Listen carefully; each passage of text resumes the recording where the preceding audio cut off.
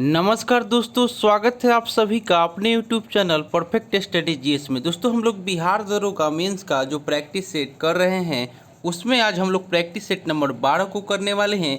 इससे पहले दोस्तों हम लोग 11 प्रैक्टिस सेट समाप्त कर चुके हैं। दोस्तों, यह प्रैक्टिस सेट जो हम लोग कर रहे हैं यह आपको एडुटेरिया का जो नया बुक आया हुआ है उसी से कर रहे हैं। दोस्तों, आपसे एक रिक्वेस्ट है, आप मेरे चैनल पर नए हैं प्लीज़ इसे सब्सक्राइब कर लें, इसे लाइक करना ना भूलें, दोस्तों में शेयर करें फेसबुक, व्हाट्सएप, टेलीग्राम के माध्यम से। और दोस्तों, अगर आपको इसका पीडीएफ चाहिए तो डिस्क्रिप्शन में हम टेलीग्राम का लिंक दे देंगे, आप लोग वहां से प्राप्त कर लीजिएगा। तो चलिए दोस्तों स्टार्ट करते हैं। और दोस्तों, इससे पहले हम लोग ज्ञान बिंदु जीएस का प्रैक्टिस सेट बिहार दरोगा मेंस के लिए समाप्त कर चुके हैं। एडोटेरिया का आपको इसके पहले जो पुराना वाला वॉल्यूम 1 वॉल्यूम 2 था उसको भी आप लोग जा करके एक बार देख लीजिएगा। आपको उसके बाद प्लेटफॉर्म का वॉल्यूम 1 को समाप्त कर चुके हैं और केबीसी नैनो में 22 प्रैक्टिस सेट जो है इसको भी समाप्त कर चुके हैं। आप लोग इसे भी जा करके प्लेलिस्ट में देख लीजिएगा। तो चलिए दोस्तों स्टार्ट करते हैं आज का प्रैक्टिस सेट। आज का पहला क्वेश्चन आपका हो जाएगा, कह रहा है कि ग्रेट बैरियर रीफ ऑस्ट्रेलिया के किस भाग में स्थित है। एक का राइट आंसर हो जाएगा ऑप्शन नंबर सी, यानी कि यह आपको पूर्वी भाग में स्थित है। विश्व की सबसे बड़ी प्रवाल भित्ति ग्रेट बैरियर रीफ ऑस्ट्रेलिया के पूर्वी भाग पर कोरल सागर पर स्थित है, यानी कि option number C right answer हो जाएगा। क्वेश्चन नंबर 2 में आपको कह रहा है कि निम्न में से किस एक के वर्षा के पानी में घुलने से वर्षा का पानी अम्लीय हो जाता है। 2 का राइट आंसर हो जाएगा ऑप्शन नंबर बी, यानी कि सल्फर के ऑक्साइड। वायुमंडल में उत्सर्जित सल्फर डाइऑक्साइड वर्षा जल में घुलकर सल्फ्यूरिक एसिड का निर्माण करती है, यानी कि ऑप्शन नंबर बी इसका राइट आंसर हो जाएगा। क्वेश्चन नंबर 3 करा कि गंगा के मैदान में उर्वरता के बने रहने का कारण है। 3 का राइट आंसर हो जाएगा ऑप्शन नंबर सी, यानी कि वार्षिक बाढ़। गंगा के मैदानी भाग में लगभग प्रतिवर्ष बाढ़ आती है और बाढ़ के कारण नवीन जलोढ़ मृदा का जमाव होता है, जिससे मृदा की उर्वरता बनी रहती है, यानी कि ऑप्शन नंबर सी इसका राइट आंसर हो जाएगा। क्वेश्चन नंबर 4 करा कि निम्नलिखित में कौन सही सुमेलित है, वन है और उसका क्षेत्र है। 4 का राइट आंसर हो जाएगा ऑप्शन नंबर डी, यानी कि उष्णकटिबंधीय आंध्र पर्णपाती पंथ जो दे रहा है तराई क्षेत्र, यह आपका सही सुमेलित है। नेपाल से सटे तराई क्षेत्र में उष्णकटिबंधीय आंध्र पर्णपाती वन पाए जाते हैं और अन्य सभी समूह सही सुमेह इस प्रकार हो जाएगा, जो कि उष्णकटिबंधीय सदाबहार वन है यह आपको सह्याद्री एवं पूर्वी हिमालय हो जाएगा। उसके बाद अल्पाइन जो दे रहा है यह पर्वतीय क्षेत्र हो जाएगा और मैंग्रोव जो दे रहा है यह समुद्र तटीय क्षेत्र या सुंदरवन हो जाएगा, और इसका right answer option number D हो जाएगा। नेक्स्ट देख लेते हैं क्वेश्चन नंबर 5 करा कि कौन सी नदी असम और अरुणाचल प्रदेश के मध्य सीमा बनाती है। 5 का राइट आंसर हो जाएगा ऑप्शन नंबर ए, यानी कि संकोश नदी। संकोश ब्रह्मपुत्र की सहायक नदी है और यह असम एवं अरुणाचल प्रदेश के बीच सीमा बनाती है, और इस नदी पर भारत के सहयोग से भूटान में संकोश परियोजना स्थापित की गई है, यानी कि option number A right answer हो जाएगा। नेक्स्ट देख लेते हैं क्वेश्चन नंबर 6 करा कि पश्चिमी घाट के पर्वत श्रेणी किसका उदाहरण है। 6 का राइट आंसर हो जाएगा ऑप्शन नंबर बी, यह आपको ब्लॉक पर्वत का उदाहरण है। पश्चिमी घाट ताप्ती नदी से लेकर कन्याकुमारी तक विस्तृत पर्वत श्रेणी है। यह हिमालय के बाद दूसरी सबसे लंबी पर्वत श्रेणी है और यह ब्लॉक पर्वत का उदाहरण है। Option number B right answer हो जाएगा। नेक्स्ट देख लेते हैं क्वेश्चन नंबर 7 करा कि एक वयस्क मानव प्रत्येक 24 घंटे में कितनी मात्रा में मूत्र उत्सर्जित करता है। 7 का राइट आंसर हो जाएगा ऑप्शन नंबर बी, यानी कि 1.5 लीटर। नेक्स्ट देख लेते हैं क्वेश्चन नंबर 8 करा कि मानव शरीर के किस अंग में लिम्फोसाइट कोशिकाओं का निर्माण होता है। 8 का राइट आंसर हो जाएगा ऑप्शन नंबर बी, यानी कि अस्थि मज्जा में। नेक्स्ट देख लेते हैं क्वेश्चन नंबर 9 में करा कि रक्तचाप को नियंत्रित करने वाली ग्रंथि है। 9 का राइट आंसर हो जाएगा ऑप्शन नंबर बी यानी कि अधिविक्र ग्रंथि। अधिविक्र ग्रंथि हार्मोन का उत्पादन करती है जो आपके उपापचय प्रतिरक्षा प्रणाली, रक्तचाप, तनाव की प्रतिक्रिया और अन्य आवश्यक कार्यों को विनियमित करने में मदद करती है, यानी कि option number B right answer हो जाएगा। क्वेश्चन नंबर 10 में कह रहा है कि परिपथ के किन्हीं दो बिंदुओं के बीच विभवांतर मापने हेतु किस यंत्र का प्रयोग किया जाता है। 10 का राइट आंसर हो जाएगा ऑप्शन नंबर सी यानी कि वोल्ट मीटर का प्रयोग किया जाता है। परिपथ के किन्हीं दो बिंदुओं के बीच विभवांतर मापने में वोल्ट मीटर का प्रयोग किया जाता है, यानी कि option number C right answer हो जाएगा। नेक्स्ट देख लेते हैं क्वेश्चन नंबर 11। कह कि ऑक्सीकरण में कौन सी घटना नहीं होती है। 11 का राइट आंसर हो जाएगा ऑप्शन नंबर बी यानी कि विद्युत धनात्मक परमाणु का अनुपात बढ़ता है। विद्युत धनात्मक परमाणु का अनुपात अवकरण में बढ़ता है और अन्य सभी घटनाएं ऑक्सीकरण में होती है, यानी कि ऑप्शन नंबर बी इसका राइट आंसर हो जाएगा, यानी कि विद्युत धनात्मक परमाणु का अनुपात बढ़ता है या आपको अवकरण में बढ़ता है। यहाँ पे ऑक्सीकरण की घटना नहीं होती है, यह दे रहा है ऑप्शन नंबर बी जो है ऑक्सीकरण की घटना नहीं होती है। नेक्स्ट देख लेते हैं क्वेश्चन नंबर 12। क्वेश्चन नंबर 12 में आपको कह रहा है कि पित्त की अम्लीयता दूर करने में किसका प्रयोग किया जाता है। 12 का राइट आंसर हो जाएगा ऑप्शन नंबर ए यानी कि मैग्नीशियम हाइड्रोक्साइड का प्रयोग किया जाता है। मिल्क ऑफ मैग्नीशिया या मैग्नीशियम हाइड्रोक्साइड का उपयोग पित्त की अम्लीयता दूर करने में होता है और सोडियम हाइड्रोक्साइड का प्रयोग अपमार्जक का चूर्ण बनाने में किया जाता है और पोटेशियम नाइट्रेट जो है, जो कि ऑप्शन नंबर डी में दे रहा है, का प्रयोग जो है बारूद बनाने में किया जाता है। नेक्स्ट देख लेते हैं क्वेश्चन नंबर 13। कह कि घरेलू एलपीजी सिलेंडरों से होने वाले रिसाव का पता लगाने हेतु एलपीजी में कौन सा यौगिक मिलाया जाता है। 13 का राइट आंसर हो जाएगा ऑप्शन नंबर डी यानी कि मिथाइल मरकैप्टन।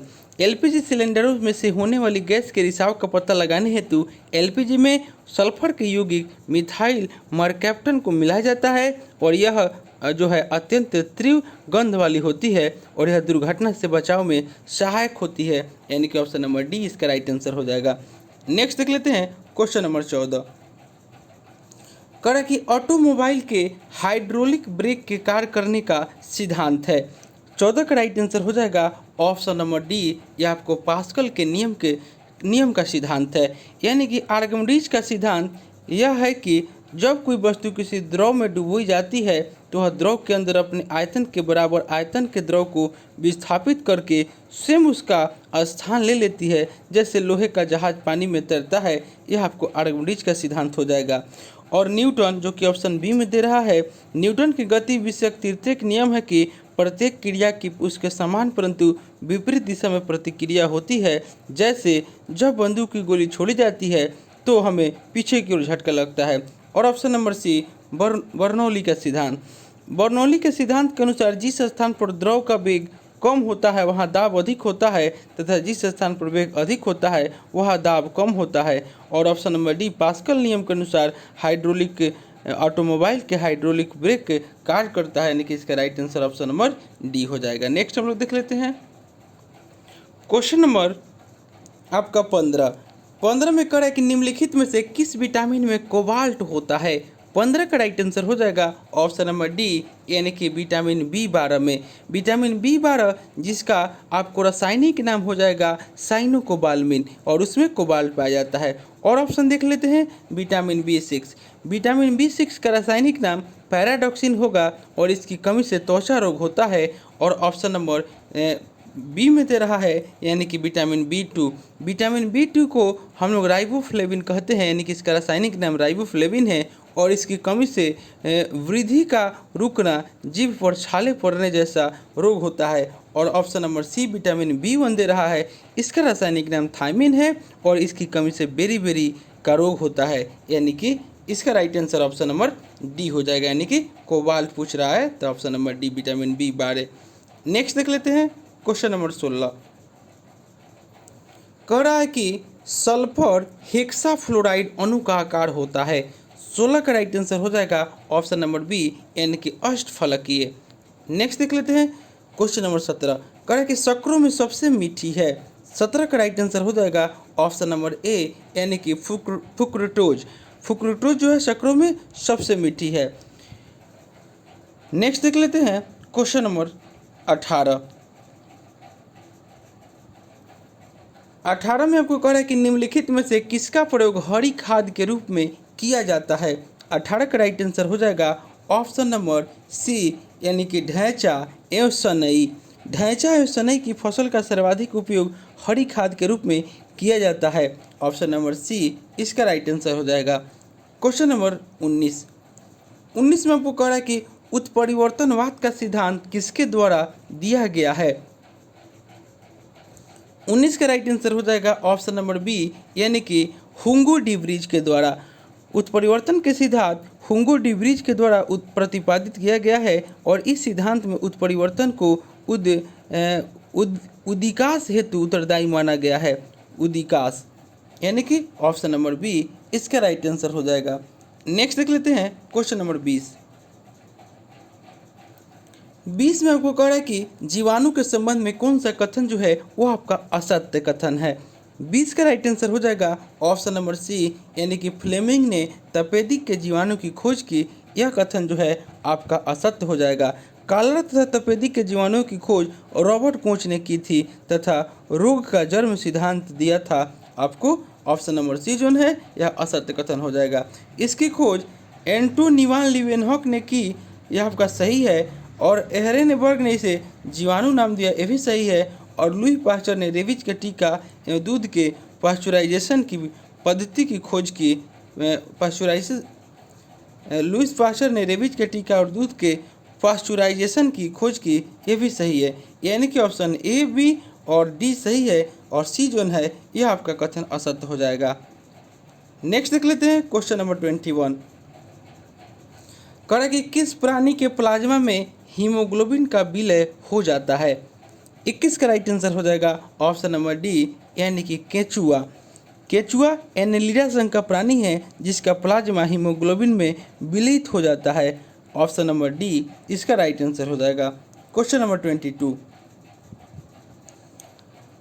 22 में कह रहा है कि लोलक की कालावधि। 22 का राइट आंसर हो जाएगा ऑप्शन नंबर बी यानी कि लंबाई के ऊपर निर्भर करती है। सरल लोलक की कालावधि लंबाई के ऊपर निर्भर करती है और सरल लोलक का आवर्तकाल प्रभावी लंबाई के वर्गमूल के अनुक्रमानुपाती होता है। अतः आपको प्रभावी लंबाई बढ़ने पर आवर्तकाल बढ़ता है तथा घटने पर घटता है, यानी कि ऑप्शन नंबर बी इसका राइट आंसर हो जाएगा। Question number 23। 23 में आपको कह रहा है कि मनुष्य में कितनी मेरुरज्जु तंत्रिकाएं पाई जाती है।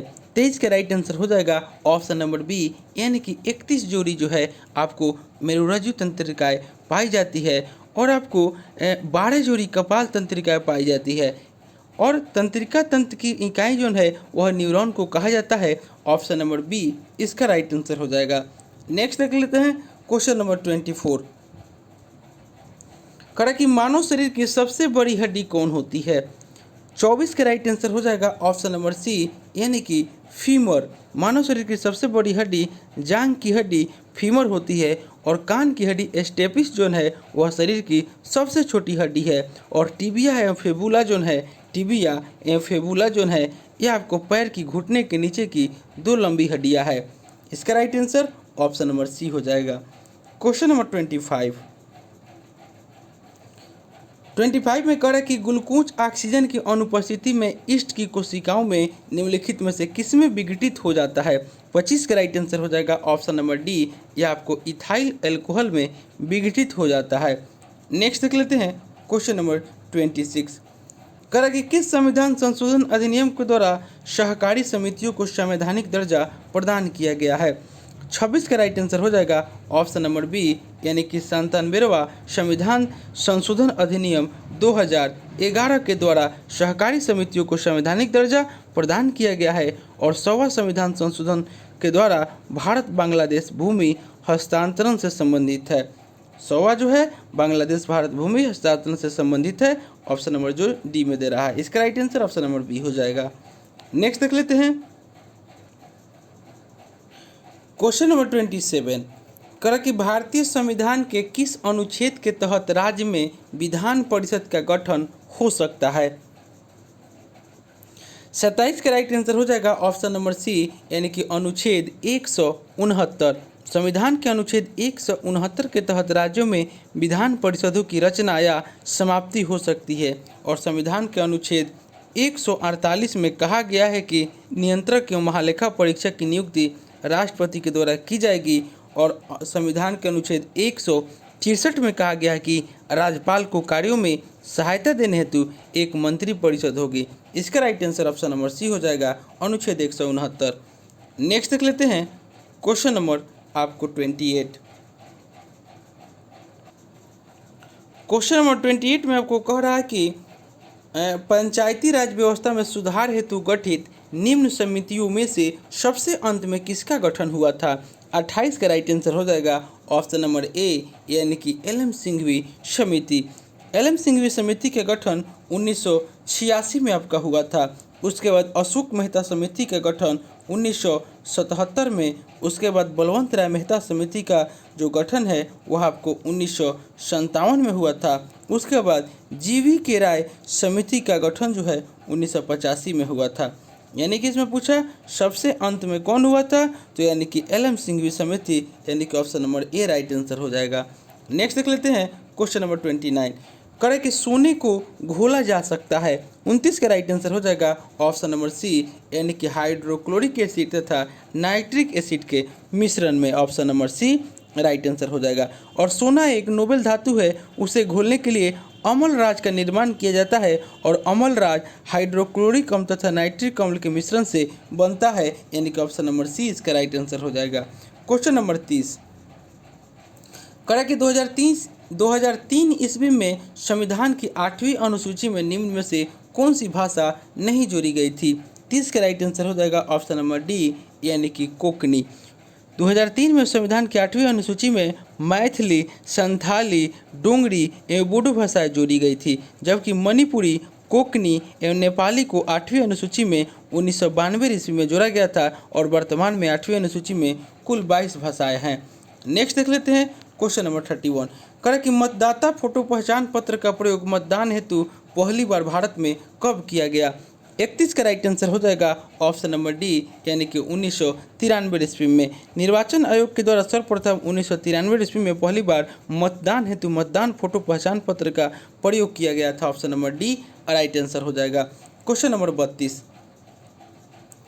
32 में कह रहा है कि निम्नलिखित में से असत्य कथन की पहचान करें। 32 का राइट आंसर हो जाएगा ऑप्शन नंबर बी, यानी कि संघ लोक सेवा आयोग के सदस्यों की संख्या का निर्धारण संसद के द्वारा किया जाता है। यह कथन जो है असत्य है। संघ लोक सेवा आयोग के सदस्यों की संख्या निर्धारित करने की शक्ति राष्ट्रपति को है।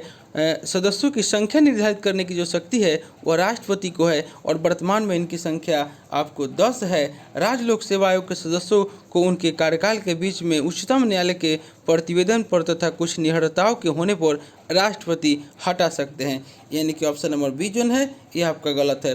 और भारत में सर्वप्रथम 1926 ईस्वी में लोक सेवा आयोग की स्थापना की गई थी, सही है। राज्य लोक सेवा आयोग के सदस्यों को हटाने का अधिकार राज्यपाल को नहीं है, ये भी आपका सही है। और संघ लोक सेवा आयोग के अध्यक्ष सदस्यों की नियुक्ति राष्ट्रपति के द्वारा होती है, सही है। और ऑप्शन नंबर बी में जो दे रहा है यह आपका कथन जो है असत्य हो जाएगा, यानी कि 32 का right answer option number B हो जाएगा। Question number 33। करा कि संविधान के अनुसार नई अखिल भारतीय सेवा की शुरुआत की जा सकती है। 33 का राइट आंसर हो जाएगा ऑप्शन नंबर बी, यानी कि राज्यसभा के द्वारा। संविधान के अनुच्छेद 312 संसद को किसी भी नई अखिल भारतीय सेवा का सृजन करने का अधिकार देता है। इसके अनुसार यदि राज्यसभा के उपस्थित और मत देने वाले सदस्यों के कम से कम 2/3 सदस्य सहमत हो तो राष्ट्रीय हित में किसी नई अखिल भारतीय सेवा का सृजन किया जा सकता है। और साथ ही एक ऐसी सेवा के लिए भर्ती का और नियुक्ति व्यक्तियों की सेवा के शर्तों का विनियमन किया जा सकता है, यानी कि ऑप्शन नंबर बी इसका राइट आंसर हो जाएगा। क्वेश्चन नंबर आपको 34। करा कि किस वाद में सर्वोच्च न्यायालय ने स्पष्ट किया कि मूल अधिकार एवं नीति निर्देशक तत्व एक दूसरे के पूरक हैं। 34 का राइट आंसर हो जाएगा ऑप्शन नंबर सी, यानी कि मिनर्वा मिलवाद। मिनर्वा मिलवाद 1980 में सर्वोच्च न्यायालय ने स्पष्ट किया कि मूल अधिकार एवं नीति निर्देशक तत्व एक दूसरे के पूरक है। Option number C right answer हो जाएगा। क्वेश्चन नंबर 35 करा कि भारत में विधिक सेवा प्राधिकार अधिनियम कब पारित किया गया था। 35 का राइट आंसर हो जाएगा ऑप्शन नंबर सी, यानी कि 1987 ईस्वी में। भारत में विधिक सेवा प्राधिकार अधिनियम 1987 ईस्वी में पारित किया गया था। Option number C right answer हो जाएगा। क्वेश्चन नंबर 36 करा कि महाधिवक्ता के संबंध में निम्न में से कौन सा कथन असत्य है। 36 का राइट आंसर हो जाएगा ऑप्शन नंबर डी, यानी कि इसका कार्यकाल 5 वर्ष होता है। यह कथन जो है असत्य है। राज्य के महाधिवक्ता का कोई लिखित कार्यकाल नहीं होता है और यह राज्यपाल के प्रसाद प्रयत्न अपने पद पर बना रहता है। यानी कि अनुच्छेद 165 में राज्य के महाधिवक्ता की व्यवस्था की गई है, सही है। यह राज्य का सर्वोच्च विधि अधिकारी होता है, यह भी सही है। और इसकी नियुक्ति राज्यपाल के द्वारा की जाती है, यह भी सही है। ऑप्शन नंबर डी जो है यह आपका कथन असत्य हो जाएगा। नेक्स्ट देख लेते हैं क्वेश्चन नंबर 37 करा कि देश में सबसे पहले किस राज्य के चुनाव में ईवीएम का प्रयोग किया गया। 37 का राइट आंसर हो जाएगा ऑप्शन नंबर बी, यानी कि केरल। नेक्स्ट देख लेते हैं क्वेश्चन नंबर 38 करा कि राष्ट्रीय आपात के उद्घोषणा के समय संसद निम्न में से किस अनुच्छेद के तहत राज्य सूची के विषय पर कानून बना सकती है। 38 का राइट आंसर हो जाएगा ऑप्शन नंबर बी, यानी कि अनुच्छेद 250। अनुच्छेद 250 के अंतर्गत उपबंध है कि आपात उद्घोषणा के समय संसद राज्य सूची के विषय पर कानून बना सकती है। Option number B right answer हो जाएगा। क्वेश्चन नंबर 39 करा कि केंद्र राज्य वित्तीय संबंध का उपबंध संविधान के किस भाग में किया गया है। 39 का राइट आंसर हो जाएगा ऑप्शन नंबर सी, यानी कि भाग 12 में किया गया है। नेक्स्ट देख लेते हैं क्वेश्चन नंबर 40 करा कि निम्नलिखित में से किसकी सिफारिश पर केंद्र के द्वारा राज्यों को वैधानिक अनुदान दिए जाते हैं। 40 का राइट आंसर हो जाएगा ऑप्शन नंबर सी, यानी कि वित्त आयोग। नेक्स्ट देख लेते हैं और वित्त आयोग की सिफारिश पर केंद्र के द्वारा राज्यों को वैधानिक अनुदान दिए जाते हैं। Option number C right answer हो जाएगा। क्वेश्चन नंबर आपको 41 करा कि निम्नलिखित में से भारतीय राष्ट्रीय कांग्रेस के किस अधिवेशन में बाल गंगाधर तिलक ने अभिव्यक्त किया था कि स्वराज मेरा जन्मसिद्ध अधिकार है और मैं इसे लेकर रहूंगा। 41 का राइट आंसर हो जाएगा ऑप्शन नंबर डी, यानी कि लखनऊ अधिवेशन 1916। नेक्स्ट देख लेते हैं क्वेश्चन नंबर आपका 42 में कह रहा है कि 1885 में आयोजित भारतीय राष्ट्रीय कांग्रेस के प्रथम अधिवेशन का महासचिव कौन था। 42 का राइट आंसर हो जाएगा ऑप्शन नंबर सी, यानी कि A.O. ह्यूम। नेक्स्ट देख लेते हैं क्वेश्चन नंबर 43 में कह रहा है कि निम्नलिखित में से असत्य कथन की पहचान करें। 43 का राइट आंसर हो जाएगा ऑप्शन नंबर सी, यानी कि अमोद वर्ष बौद्ध धर्म का अनुयायी था। यह कथन जो है असत्य है। राष्ट्रकूट नरेश अमोद वर्ष जैन धर्म का अनुयायी था और इसने कन्नड़ में आपको कविराज मार्ग की रचना की। आदि पुराण के रचनाकार जिनसेन, उसके बाद गणित सागर संग्रह के लेखक महावीराचार्य और अमोद वृत्ति के लेखक शक्तयाना अमोद वर्ष के दरबार में रहते थे। यानी कि ऑप्शन नंबर सी जो है यह आपका असत्य कथन हो जाएगा। राष्ट्रकूट राजवंश का संस्थापक दंतिदुर्ग था, सही है। राष्ट्रकूट नरेश ध्रुव ने प्रतिहार नरेश वत्सराज एवं पाल नरेश धर्मपाल को पराजित किया था, यह भी सही है। और एलोरा एवं एलिफेंटा की गुफा मंदिरों का निर्माण राष्ट्रकूटों के समय में हुआ था, यह भी सही है। ऑप्शन नंबर सी जो है यह कथन असत्य हो जाएगा। क्वेश्चन नंबर 44 करें कि निम्नलिखित में से किस अधिवेशन के लिए कांग्रेस ने पहली बार एक महिला को अध्यक्ष चुना। 44 का राइट आंसर हो जाएगा ऑप्शन नंबर बी, यानी कि कलकत्ता अधिवेशन 1917। श्रीमती एनी बेसेंट जो आयरिश मूल की महिला थी ने कलकत्ता अधिवेशन 1917 की अध्यक्षता की थी और वह कांग्रेस अधिवेशन की अध्यक्षता करने वाली पहली महिला थी, यानी कि ऑप्शन नंबर बी इसका राइट आंसर हो जाएगा। क्वेश्चन नंबर 45 करा कि वैदिक साहित्य में सर्वाधिक वर्णित नदी है। 45 का राइट आंसर हो जाएगा ऑप्शन नंबर बी, यानी कि सिंधु नदी। वैदिक साहित्य में सिंधु नदी सर्वाधिक वर्णित नदी है और इसके बाद सरस्वती का वर्णन अधिक है। सरस्वती सबसे पवित्र नदी थी, यानी कि option number B right answer हो जाएगा। नेक्स्ट देख लेते हैं क्वेश्चन नंबर आपका 46 करा कि निम्नलिखित में से कौन शेरशाह के समकालीन थे। 46 का राइट आंसर हो जाएगा ऑप्शन नंबर ए, यानी कि मालिक मोहम्मद जायसी। मालिक मोहम्मद जायसी शेर शाह के समकालीन थे। शेर शाह का जन्म 1472 ईस्वी में बरजवाड़ा में हुआ था। शेर शाह का मकबरा सासाराम में स्थित है और इसने भूमि की माप हेतु सिकंदरी गज एवं सन की डंडी का प्रयोग किया, यानी कि ऑप्शन नंबर ए इसका राइट आंसर हो जाएगा। क्वेश्चन नंबर 47 करें कि अशोक के कौशाम्बी स्तंभ लेख पर किस मुगल शासक का लेख उत्कीर्ण है? 47 का राइट आंसर हो जाएगा ऑप्शन नंबर सी, यानी कि जहांगीर का। नेक्स्ट देख लेते हैं क्वेश्चन नंबर 47 में कुछ डिटेल जान लेते हैं, यानी कि अशोक के कौशाम्बी स्तंभ लेख पर किस मुगल शासक का लेख उत्कीर्ण है? तो ऑप्शन नंबर सी, यानी कि जहांगीर। अशोक के कौशाम्बी स्तंभ पर समुद्रगुप्त की प्रयाग प्रशस्ति तथा जहांगीर का लेख उत्कीर्ण है। Option number C right answer हो जाएगा। क्वेश्चन नंबर 48 करें कि निम्नलिखित में से असत्य कथन की पहचान करें। 48 का राइट आंसर हो जाएगा ऑप्शन नंबर सी, यानी कि इसने राजा राम मोहन राय की सहायता से 1830 ईस्वी तक ठगी प्रथा को पूर्णतः समाप्त कर दिया। यह कथन असत्य हो जाएगा। आपको लॉर्ड विलियम बेटी ने कर्नल स्लीमन की सहायता से सन 1830 ईस्वी में तक ठगी प्रथा को पूर्णतः समाप्त कर दिया था और इसी के समय मैकाले की अनुशंसा पर अंग्रेजी को शिक्षा का माध्यम बनाया गया, जिसमें शिशु बालिका की हत्या पर भी प्रतिबंध लगाया और इसने भारतीयों को उत्तरदायी पदों पर नियुक्त किया, यानी कि ऑप्शन नंबर सी इसका कथन असत्य हो जाएगा। भारत का प्रथम governor general lord William Bentinck था, सही है। इसने 1829 में सती प्रथा को समाप्त किया, ये भी सही है। और इसने कलकत्ता में एक मेडिकल कॉलेज की स्थापना की, ये भी सही। ऑप्शन नंबर सी जो है यह कथन असत्य हो जाएगा। क्वेश्चन नंबर 49 करें कि हर्षवर्धन के दक्षिण अभियान को किसने नर्मदा नदी पर रोक दिया? 49 का राइट आंसर हो जाएगा ऑप्शन नंबर सी, यानी कि पुलकेश सिंह द्वितीय। रवि कीर्ति के अभिलेख के अनुसार हर्ष के दक्षिण अभियान को चालुक्य राजा पुलकेश सिंह द्वितीय ने हरा कर रोका था। Option number C right answer हो जाएगा। क्वेश्चन नंबर 50 करें कि निम्नलिखित में से किस पुस्तक के लेखक दादा भाई नौरोजी नहीं हैं? 50 का राइट आंसर हो जाएगा ऑप्शन नंबर डी, यानी कि economic history of India. Economic history of India के लेखक आर.सी. दत्त है, जो कि ऑप्शन नंबर डी दे रहा है, यह आपका नहीं है। इंग्लैंड डेब्ट टू इंडिया सही है। Poverty and on British rule India सही है और the wants and means of India ये भी सही है, यानी कि तीनों सही। ऑप्शन नंबर डी है, यह कथन आपको दे रहा है, यह आपका सही नहीं होगा। ऑप्शन नंबर डी यह गलत हो जाएगा। नेक्स्ट देख लेते हैं क्वेश्चन नंबर 51 कह रहा है कि निम्नलिखित कथनों पर विचार करें एवं कूट से चुनकर उत्तर दें। 51 का राइट आंसर हो जाएगा ऑप्शन नंबर सी, यानी कि 1 और 2 दोनों आपको जो है सही है। यानी कि भारतीय राष्ट्रीय कांग्रेस ने 18 अगस्त 1929 ईस्वी को संपूर्ण भारत में राजनीतिक पीड़ितों का दिन मनाया और क्रांति अमर रहे का नारा पहली बार 1928 में लगाया गया था, यानी कि आपका दोनों जो है यह आपका सही हो जाएगा।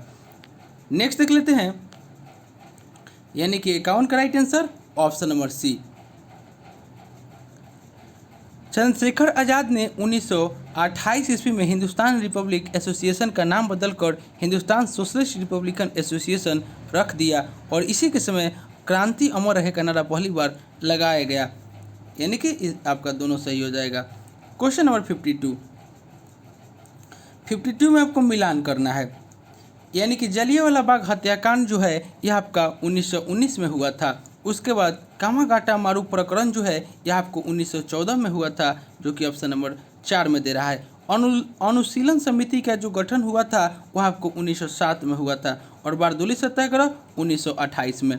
नेक्स्ट देख लेते हैं क्वेश्चन नंबर आपको 53 करा कि निम्नलिखित में से कौन सही सुमेलित नहीं है?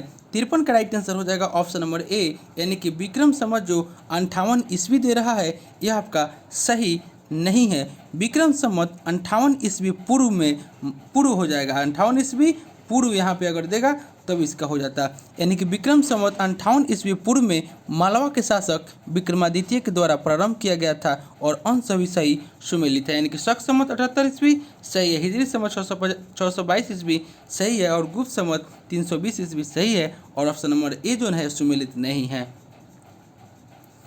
54 कड़ा के निम्नलिखित में से कौन सुमेलित नहीं है? 54 का राइट आंसर हो जाएगा ऑप्शन नंबर ए यानी कि डाउन जोन उष्णकटिबंधीय घास का मैदान दे रहा है, यह आपका सही नहीं है। उष्णकटिबंधीय घास के मैदान लानोज, कैंपस, सिल्वास, पार्कलैंड एवं सवाना है। और आपको शीतोष्ण कटिबंधीय घास का मैदान प्रेयरीज, पम्पास, वेल्ड, स्टेपिस एवं डाउन्स है। तो डाउन्स जोन है यह जो है आपको शीतोष्ण कटिबंधीय घास का मैदान है।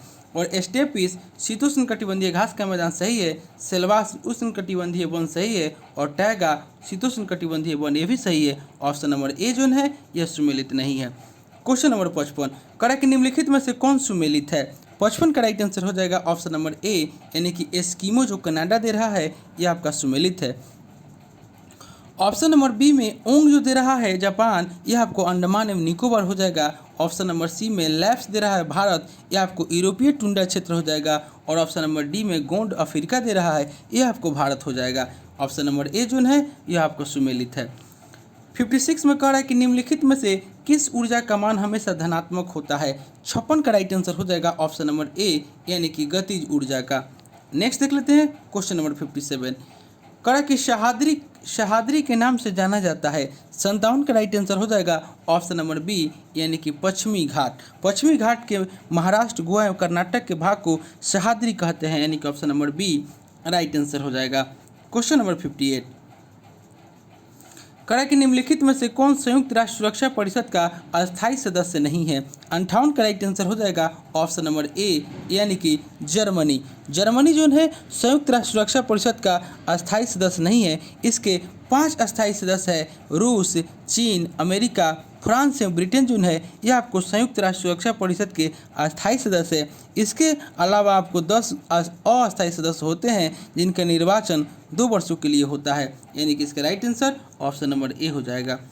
क्वेश्चन नंबर 59, करा कि बिहार में इरी रेशम का उत्पादन किस जिले में होता है? 59 का राइट आंसर हो जाएगा ऑप्शन नंबर बी, यहाँ पे ऑप्शन नंबर ए हो जाएगा, माफ़ कीजिएगा।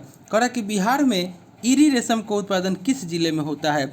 इसका राइट आंसर जो है ऑप्शन नंबर ए हो जाएगा, यानी कि भागलपुर में होता है। इसको आप लोग एक बार चेक कर लीजिएगा। इसका right answer option number A हो जाएगा, भागलपुर। क्वेश्चन नंबर 60, करा कि डेन्यूब नदी किस जगह गिरती है? डेन्यूब नदी किस जगह गिरती है? 60 का राइट आंसर हो जाएगा ऑप्शन नंबर बी, यह आपको काला सागर में गिरती है। डेन्यूब नदी ब्लैक फॉरेस्ट से निकलकर काला सागर में गिरती है। ऑप्शन नंबर बी इसका राइट आंसर हो जाएगा। क्वेश्चन नंबर 61, करा कि डॉक्टर पी रामाराव समिति का संबंध किससे है? 61 का राइट आंसर हो जाएगा ऑप्शन नंबर सी, यह आपको रक्षा से संबंधित है। नेक्स्ट देख लेते हैं क्वेश्चन नंबर 62 में कह रहा है कि समन्वित ग्रामीण विकास कार्यक्रम किस पंचवर्षीय योजना में आरंभ किया गया था? 62 का राइट आंसर हो जाएगा ऑप्शन नंबर सी, यह आपको 6ठी पंचवर्षीय योजना में आरंभ किया गया था। समन्वित ग्रामीण विकास कार्यक्रम 6ठी योजना में आरंभ किया गया था और इस योजना का मुख्य उद्देश्य गरीबी उन्मूलन एवं रोजगार वृद्धि था। और इस योजना की अवधि जो था आपको 1980 से 85 तक थी। इसी योजना के काल में नाबार्ड की स्थापना हुई थी, यानी कि option number C right answer हो जाएगा। क्वेश्चन नंबर 63, करा कि भारतीय अर्थव्यवस्था को निम्नलिखित में से कौन सही रूप से निरूपित करता है? 63 का राइट आंसर हो जाएगा ऑप्शन नंबर बी, यानी कि मिश्रित अर्थव्यवस्था। भारतीय अर्थव्यवस्था मिश्रित अर्थव्यवस्था है और मिश्रित अर्थव्यवस्था का अर्थ निजी क्षेत्र तथा सार्वजनिक क्षेत्र का सह अस्तित्व है, यानी कि ऑप्शन नंबर बी इसका राइट आंसर हो जाएगा। क्वेश्चन नंबर 64 में कह रहा है कि निम्नलिखित में से कौन से सार्वजनिक ऋण के घटक है? आपको बताना है कि नीचे दिए गए कोड का उपयोग करके सही उत्तर को चुनना है। 64 का राइट आंसर हो जाएगा ऑप्शन नंबर डी, यानी कि 1, 2 और 3 तीनों आपका सही है। यानी कि सार्वजनिक उधारी, ट्रेजरी बिल और आरबीआई को जारी प्रतिभूति जो है यह आपको तीनों सही हो जाएगा, यानी कि सार्वजनिक ऋण के घटक है। नेक्स्ट देख लेते हैं क्वेश्चन नंबर 65, कह रहा है कि किसी भी देश की आर्थिक विकास दर का सर्वश्रेष्ठ सूचक प्रति व्यक्ति आय होती है। 65 का राइट आंसर हो जाएगा ऑप्शन नंबर डी, यानी कि प्रति व्यक्ति आय। नेक्स्ट देख लेते हैं क्वेश्चन नंबर 66 में कह रहा है कि बैंक दर वह दर है जिस पर भारतीय रिजर्व बैंक निम्न को ऋण प्रदान करता है। 66 का राइट आंसर हो जाएगा ऑप्शन नंबर बी, यानी कि वाणिज्यिक बैंकों को। नेक्स्ट देख लेते हैं क्वेश्चन नंबर 67। कह रहा है कि अर्थशास्त्र वाणिज्य के संदर्भ में गिल्ट एज्ड बाजार क्या है। 67 का राइट आंसर हो जाएगा ऑप्शन नंबर सी, यह आपको सुरक्षित बाजार जैसे सरकारी प्रतिभूति, option number C right answer हो जाएगा। Question number 68। दोस्तों आप मेरे चैनल पर नए हैं तो प्लीज़ इसे सब्सक्राइब कर लें, इसे लाइक कर लें और दोस्तों आप बेल आइकन को दबा दीजिएगा, क्योंकि जो भी मैं वीडियो डालूंगा उसका नोटिफिकेशन आपको पहले प्राप्त होगा। 68 में आपको कह रहा है कि निम्नलिखित में से कौन एक अप्रत्यक्ष कर का उदाहरण है। 68 का राइट आंसर हो जाएगा ऑप्शन नंबर सी, यानी कि सेवा कर। सेवा कर, केंद्रीय बिक्री कर, सीमा शुल्क, विज्ञापन कर, शिक्षा उपकर, स्टाम्प पंजीयन शुल्क आदि जो जितने भी हम बताए यह आपको प्रत्यक्ष अप्रत्यक्ष कर के उदाहरण है, जबकि आय कर, सेवा कर, निगम कर, आपको उपहार कर, संपत्ति पर कर, व्यवसाय कर आदि जो है प्रत्यक्ष कर के उदाहरण है। यहाँ पे दोस्तों यहाँ पे एक अप्रत्यक्ष कर का उदाहरण यहाँ पे कह रहा है, और सेवा कर भी आपको दे रहा है अप्रत्यक्ष कर में, और आयकर भी दे रहा है। तो दोस्तों आप लोग थोड़ा इसे एक बार देख लीजिएगा। इसका राइट आंसर दे रहा है आपको सेवा कर, ऑप्शन नंबर सी। नेक्स्ट देख लेते हैं क्वेश्चन नंबर आपका 69। 69 में आपको कह रहा है कि निम्नलिखित में से कौन सरकारी बजट में एक पूंजी प्राप्ति है। 69 का राइट आंसर हो जाएगा ऑप्शन नंबर डी, यानी कि सरकार के द्वारा जनता से लिया गया उधार। नेक्स्ट देख लेते हैं क्वेश्चन नंबर 70। कह रहा है कि सुर्खियों में रहा काला पानी विवाद किन दो देशों के मध्य है। 70 का राइट आंसर हो जाएगा ऑप्शन नंबर बी, भारत और नेपाल के बीच। 71 में कह रहा है आपको कि हाल ही में चर्चा में रहा 2020 AV2 क्या है। 71 का राइट आंसर हो जाएगा ऑप्शन नंबर बी, यह आपको एक क्षुद्र ग्रह है। नेक्स्ट देख लेते हैं, हाल ही में खोजा गया 2020 AV2 पूरी तरह से शुक्र की कक्षा के अंदर जाने वाला पहला क्षुद्र ग्रह है, और यह तथ्य इसे एक बहुत ही विशेष वस्तु बनाता है, और ऑप्शन नंबर बी जो है इसका राइट आंसर हो जाएगा। Question number 72। कह कि बिहार के तीसरे कृषि रोडमैप का कार्यकाल है। 72 का राइट आंसर हो जाएगा ऑप्शन नंबर सी, 2017 से आपको 2022 तक। नेक्स्ट देख लेते हैं क्वेश्चन नंबर 73। 73 में कह रहा है कि भारत में नलकूप के द्वारा सर्वाधिक सिंचाई किस राज्य में की जाती है। 73 का राइट आंसर हो जाएगा ऑप्शन नंबर सी, यहाँ पे तमिलनाडु दे रहा है, तमिलनाडु। लेकिन भारत में नलकूप के द्वारा सर्वाधिक सिंचाई यहाँ पे तमिलनाडु दे रहा है, 18% होती है, और प्रायद्वीपीय भारत में सिंचाई का प्रमुख साधन तालाब है, तालाब के द्वारा सर्वाधिक सिंचाई तमिलनाडु में की जाती है। दोस्तों अगर ऑप्शन में आपको उत्तर प्रदेश रहता तो उत्तर प्रदेश हो सकता था इसका right answer, option number C यानी कि तमिलनाडु इसका राइट आंसर हो जाएगा। नेक्स्ट देख लेते हैं क्वेश्चन नंबर 74। कह कि इलायची की खेती हेतु कौन सी मिट्टी सर्वाधिक उपयुक्त होती है।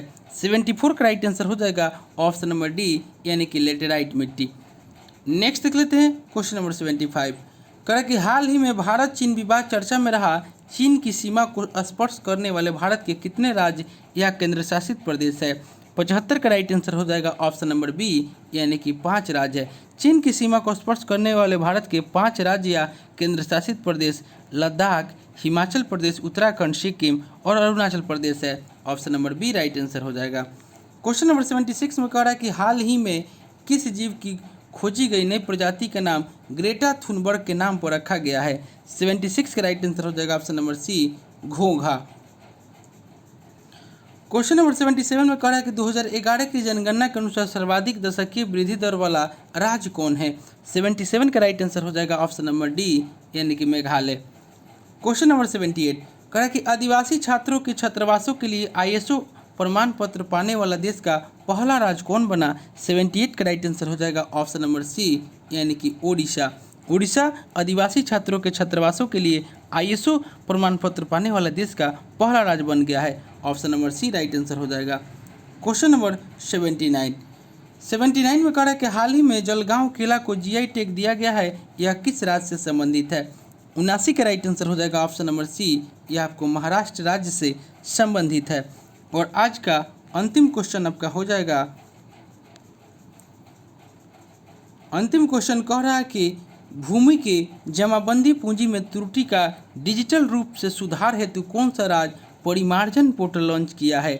80 का राइट आंसर हो जाएगा ऑप्शन नंबर ए यानी कि बिहार राज्य। तो दोस्तों यह प्रैक्टिस सेट जो हम लेकर आए थे यह आपको बिहार दरोगा मेंस का प्रैक्टिस सेट नंबर जो था 12 था। इससे पहले हम लोग 11 प्रैक्टिस सेट कर चुके हैं। अगर उसे आपने नहीं देखे हैं तो मेरे प्लेलिस्ट में जाकर उसे देख सकते हैं। दोस्तों एग्जाम में भी प्रैक्टिस सेट आ सकता है एडिटेडिया का, तो आप लोग उसे भी देख लीजिएगा। दोस्तों आपसे एक रिक्वेस्ट है कि आप मेरे चैनल पर नए हैं तो इसे सब्सक्राइब कर लें, इसे लाइक करना ना भूलें, दोस्तों में शेयर करें फेसबुक व्हाट्सएप टेलीग्राम के माध्यम से। दोस्तों अगर आपको इसका PDF चाहिए तो डिस्क्रिप्शन में हम टेलीग्राम का लिंक दे दिए हैं, आप लोग वहाँ से प्राप्त कर सकते हैं। तो चलिए दोस्तों मिलते हैं नेक्स्ट वीडियो में, तब तक के लिए धन्यवाद।